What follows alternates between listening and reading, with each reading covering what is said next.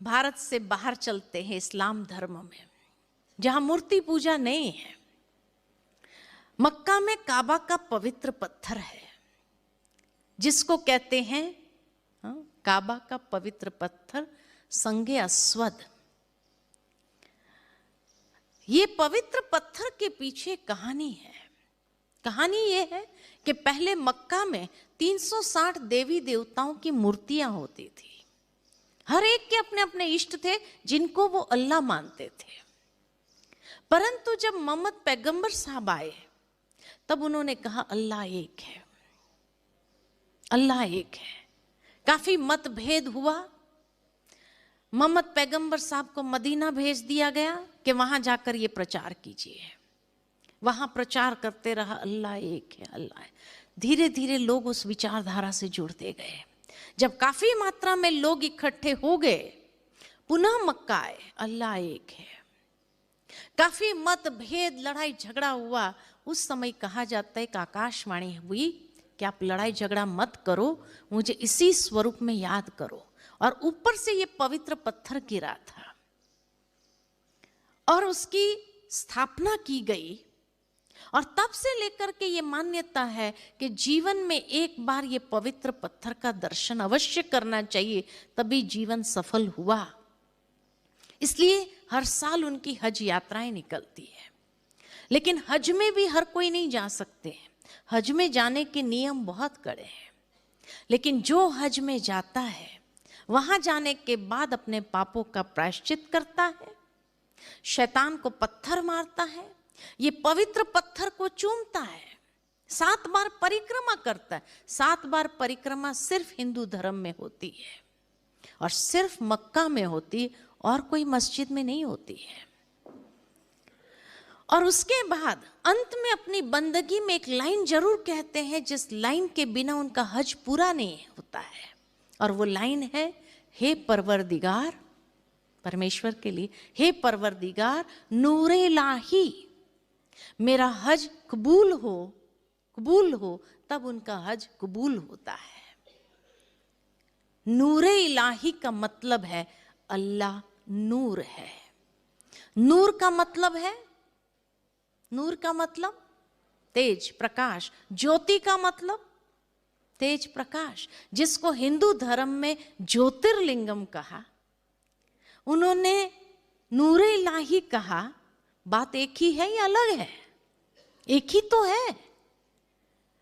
ज्योति कहो या नूर कहो, अपनी अपनी भाषा में हर एक ने कहा। और आगे जाए तो क्रिश्चियन धर्म में, यहूदियों में खास करके, जब दिखाते हैं कि मोसेस माउंटेन पर गए जहां उन्हें 10 कमांडमेंट्स मिले 2 पत्थरों पर, उस वक्त उसको अखंड ज्योति का साक्षात्कार हुआ, जिसको देख करके मोसेस ने कहा यहोवा, यानी द सुप्रीम लाइट।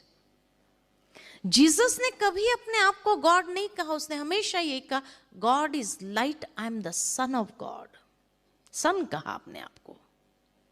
इसीलिए जब उसको क्रॉस पर चढ़ा रहे थे उस वक्त भी अपनी अंतिम प्रार्थना में वो यही कहते हैं भगवान से कि हे प्रभु, आप इन्हें क्षमा कर देना, क्योंकि उन्हें पता नहीं वो क्या कर रहे हैं।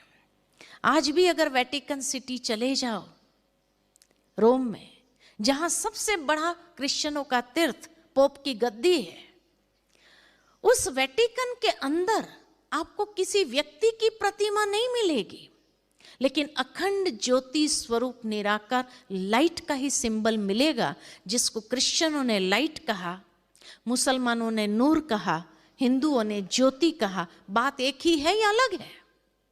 एक ही तो है। और आगे जाए, गुरु नानक देव ने बड़े स्पष्ट शब्द में उसकी महिमा गाई है, जितना स्पष्ट किसी ने नहीं किया। एक ओमकार, निराकार, निर्वैर, सतनाम, अकाल मूर्त, कितना सुंदर तरीके से सारी महिमा गाई हुई है। इसीलिए दिखाते हैं कि गुरु गोविंद सिंह जी ने भी शिव की महिमा गाई थी। और आगे जाए, जैन धर्म में 24 तीर्थंकर दिखाते हैं, और ये 24 के 24 तीर्थंकर ध्यान मुद्रा में दिखाए हैं। किसका ध्यान कर रहे हैं? उनसे श्रेष्ठ कौन था? करने की क्या आवश्यकता थी? महावीर स्वामी ने कभी अपने आप को भगवान नहीं कहा। उन्होंने भी ध्यान किया। किसका? तो कहते सिद्ध शिलापति। सिद्ध शिलापति माना जो सर्वश्रेष्ठ है। इसीलिए आज भी जैनी लोग जब दिवाली के दिन महावीर स्वामी का निर्वाण दिन मनाते हैं, उस वक्त अपनी प्रार्थना में यही कहते हैं कि आपने जो शिव धाम को प्राप्त किया है वो गति हमें भी प्राप्त हो।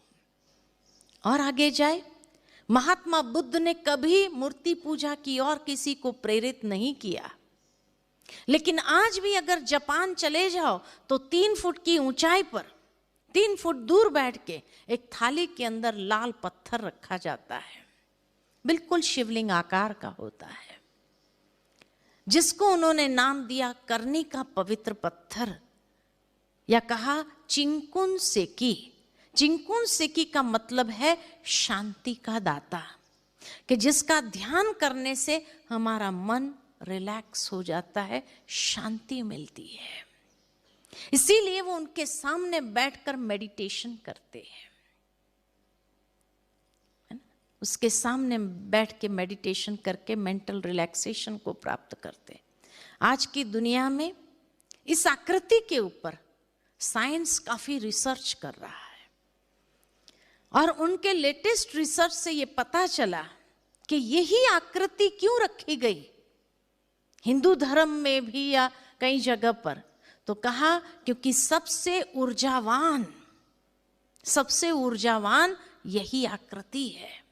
और आगे जाए, पारसी धर्म में दिखाते हैं कि पारसी लोग जब ईरान से भारत आए थे तो जलती हुई ज्योत को लेकर के आए थे, और आज भी उनके मंदिर को कहा ही जाता है द फायर टेम्पल, जहां अखंड ज्योत निरंतर जलती रहती है।